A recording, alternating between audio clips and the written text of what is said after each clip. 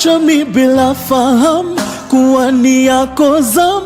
Angalau ungeniambia eti unakam, nitulize hamu wangu wa dhati.